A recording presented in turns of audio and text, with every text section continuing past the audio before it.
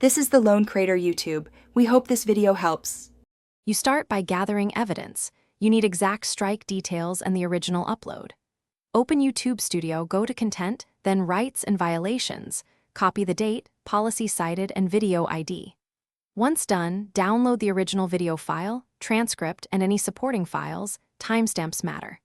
Make a concise written explanation explaining intent, context, and why the content does not violate guidelines, and reference the specific policy language so reviewers can follow your reasoning. Next, you craft the appeal. Click the strike notification and choose Appeal. Use the official form to ensure it routes correctly.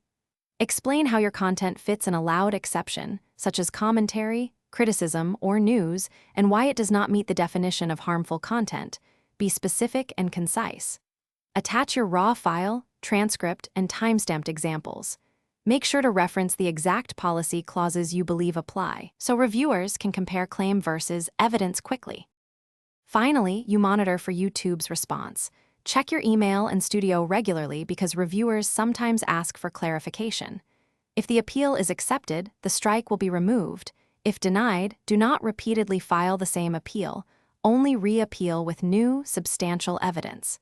Make sure to note the strike expiry date and adjust future content to prevent recurrence. Troubleshooting tip: if things go wrong, document every communication and consider consulting a content rights specialist. Thanks for watching. Consider subscribing if we helped you.